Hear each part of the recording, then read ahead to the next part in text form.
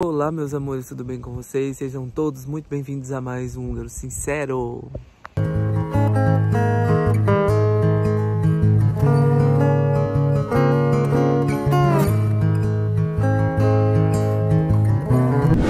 E no vídeo de hoje vamos falar sobre os milagres que nem a ciência conseguiu explicar. Fiquem atentos.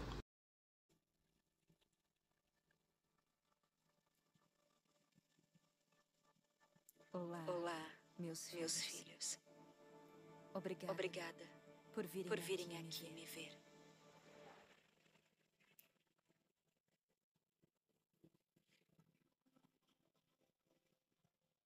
Você pode nos dizer quem você é? Essas pessoas querem saber. Ela tá aqui.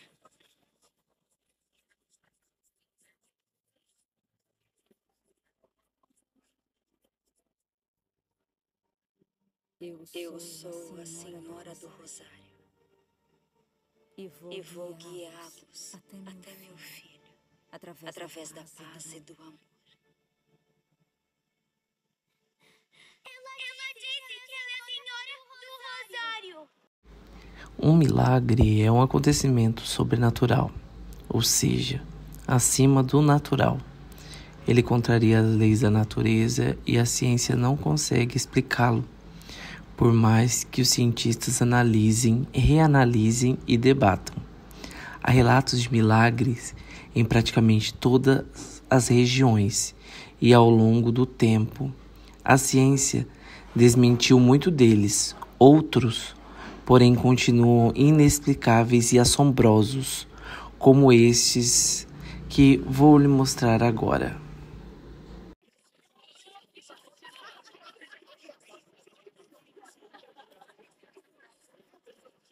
E nossos soldados vão poder voltar para suas famílias. Estes das imagens que estão passando é o milagre do sol em Fátima. Em 13 de outubro de 1917, 70 mil pessoas, incluindo jornalistas, testemunharam o milagre que tinha sido anunciado pelas 3 crianças a quem Nossa Senhora tinha aparecido. Ao meio-dia, depois de uma forte chuva que parou de repente, as nuvens se abriram diante dos olhos de todos e o sol surgiu no céu como um disco luminoso, opaco, que girava em espiral e imitava luzes coloridas. O fenômeno durou cerca de 10 minutos e está na lista oficial de milagres reconhecido pelo Vaticano. Os céticos tentam atribuir o evento ao fenômeno atmosférico do parélio, mas, sem provas e sem explicar como foi que as crianças o previram, tá lá, sem explicação científica até hoje.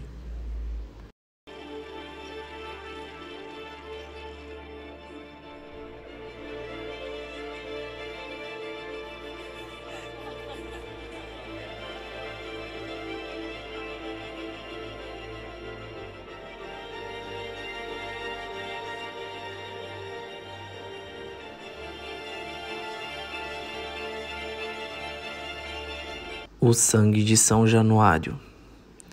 São Januário ou San Gennaro, em italiano, é o padroeiro de Nápoles. Ele foi martirizado no século IV e um pouco do seu sangue foi guardado em um relicário.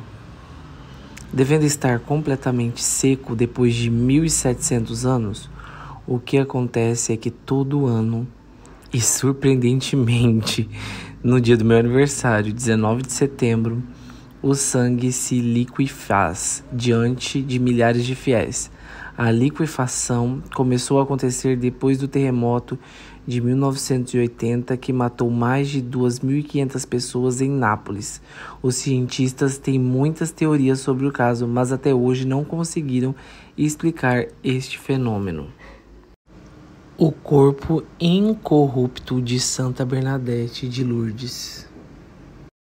O corpo de Santa Bernadette de Lourdes, que faleceu em 1879, continua em exposição na Capela de Santa Bernadette, na França, perfeitamente incorrupto.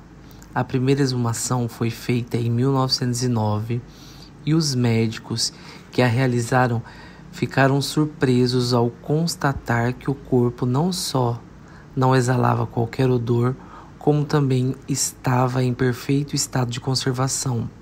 A pele se mostrava macia e com consistência quase normal ao ser cortada, e que é inexplicável pelas leis da natureza. O corpo foi reavaliado em outras 2 ocasiões com as mesmas constatações de incorruptibilidade milagrosa. Vocês pensam que é meio assustador de ver, mas alguma explicação que a ciência ainda não conseguiu dar, tem. Ou seja, pela mão do homem ou pela mão de Deus, né? A imagem de Nossa Senhora de Guadalupe surgiu em 1531, quando o índio Juan Diego disse ter visto a Virgem Maria num campo próximo da cidade do México. Como prova, ele apresentou seu manto, um tecido feito de fibra de cacto e de qualidade bem pobre, no qual a imagem de Maria teria sido impressa. Depois da aparição, o material foi analisado em diversas ocasiões por cientistas que nunca conseguiram determinar como a imagem surgiu sobre o tecido. Mais impressionante ainda, não é uma imagem pintada ou estampada no tecido. Ela flutua ligeiramente acima do tecido. Igualmente, sem explicação, é a perfeita preservação do manto e da imagem, mesmo depois de 500 anos. O ícone está exposto na Basílica de Guadalupe, no México. Esse é o milagre do Santo Sudário, o tecido que cobriu Jesus Cristo após sua morte. Provavelmente a relíquia mais famosa da história. O sudário de Turim não é considerado um milagre propriamente dito, mas nenhuma explicação conseguiu até hoje comprovar o que ele é e como a imagem impressa nele foi gerada. Trata-se do tecido que teria envolvido o corpo de Jesus no sepulcro. A imagem impressa no sudário seria, portanto, a do seu corpo. Exaustivamente analisado e estudado por uma volumosa quantidade de cientistas, o sudário parece apresentar o mesmo fenômeno do manto com a imagem de Nossa Senhora de Guadalupe. A impressão do suposto corpo de Jesus não é direta sobre o tecido, mas flutua ligeiramente acima dele. As tentativas de reproduzir a impressão nunca deram certo e até hoje não se explica de que forma a imagem foi gerada sobre o sudário. O que parece mais provável é que ela tenha sido impressa mediante a irradiação de uma luz poderosa, originada do próprio corpo que ficou impresso. Para os fiéis, trata-se de uma prova da ressurreição de Cristo. A datação da relíquia também é controversa. Alguns exames situam a sua origem na Idade Média, mas pesquisas posteriores indicam que o tecido foi produzido entre 2080 a.C. e 2020 d.C., podendo, portanto, ser da época de Cristo. Os estudos ainda continuam até hoje. Padre levita perante aos fiéis. Mesmo quando criança, José de Cupertino teve visões, fazendo dele um pária das sortes entre seus pares. Em 1628, José foi ordenado sacerdote e seus episódios paranormais se tornavam ainda mais frequentes. Na realidade, durante as missas e outros encontros sagrados, ele começou a levitar na frente de grandes multidões, e em 1763 ele foi canonizado como santo padroeiro dos aviadores, viajantes aéreos, astronautas, estudantes e mesmo pessoas com deficiências mentais. Senhora aparece para milhares, capturada pelas câmeras. Foto real de No la dia 2 de aparición de la abril de Virgen María en 1968, Egipto en el año um mecânico de ônibus muçulmano 1968. chamado Farouk viu o que ele pensou ser uma mulher se preparando para tentar um suicídio ao pular do telhado da igreja de Santa Maria em Zaiton, Egito. A polícia foi chamada imediatamente, mas descartou o caso, pois não havia ninguém no local. Segundo a polícia, aquilo poderia ser a imagem de um reflexo da luz das lâmpadas na rua, mas as multidões ainda se reuniam porque acreditavam que era a aparição da Virgem Maria. Água de gruta que cura dezenas de pessoas. Em 1858, uma camponesa de 14 anos de idade, de Lourdes, França, chamada Bernadette Soubirous, não sei se é assim que fala, mas essa é a minha pronúncia, alegou que viu uma senhora de branco que disse a ela para cavar no chão e beber da fonte que ela encontrou. Apesar dos esforços do governo para cercar a gruta, as muitas curas foram relatadas como um resultado da água milagrosa. 7 das curas foram confirmadas por um professor por falta de explicações lógicas médicas. Bernadette foi oficialmente reconhecida como santa em 1933. A estátua que jorrava sangue, suor e lágrimas. Estátua da Virgem Maria derrama sangue, suor e lágrimas. A irmã Agnes Katsuko Sasagawa tinha sido diagnosticada por ser de surda modo incurável quando ela entrou em um pequeno convento próximo a Akita, Japão.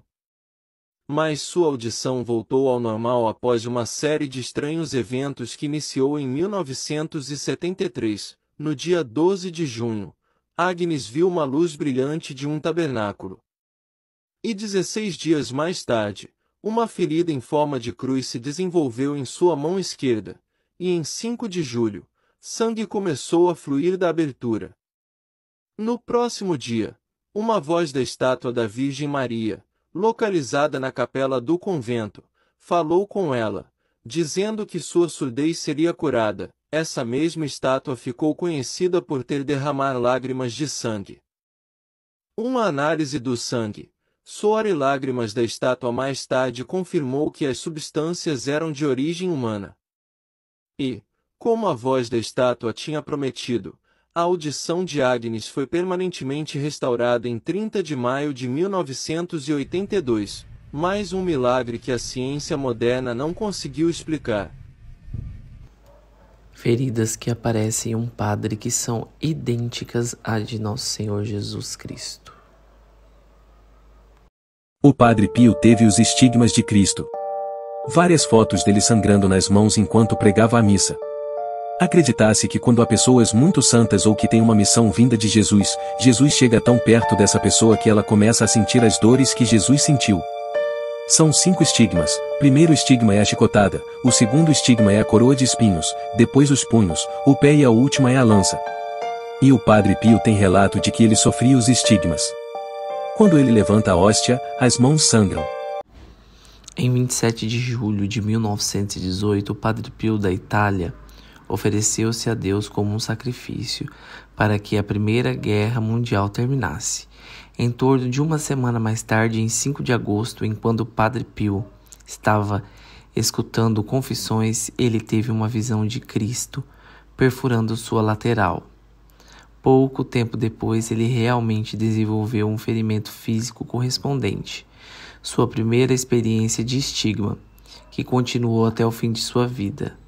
As pessoas acreditavam que o sacrifício de Padre Pio tinha realmente contribuído para o final da guerra e em 2002, 34 anos após sua morte, Padre Pio foi declarado santo pela Igreja Católica. Pão e vinho se transformam em carne e sangue real. Em torno de 700, um hieromonge que estava celebrando a missa e entregando as palavras "Isto é meu corpo e isto é meu sangue", duvidou de seu próprio pronunciamento. Aparentemente, uma resposta de Deus. Ele viu o pão sem fermento se transformar em carne e sangue reais humanos. Várias outras investigações seguiram e a mais notável, realizada de 1970 a 1971 por um especialista em anatomia e patologia, Dr. Odoardo Linoli. Ele descobriu que a carne era um tecido cardíaco real, enquanto o sangue, apesar de ter estado em existência por mais de 1000 anos, manteve-se fresco, embora da ausência de qualquer conservantes. Atualmente, a Igreja acredita que o incidente foi um verdadeiro milagre eucarístico. Então, se vocês acreditam em milagre assim como eu, deixa aí seu like. Se você ainda não é inscrito, se inscreva e comente, compartilhe, mande para os seus amigos, vizinhos, parentes, tá bom? E seja um milagre na vida de alguém também, tá? E até a próxima semana com mais um Momento de Fé, se Deus quiser.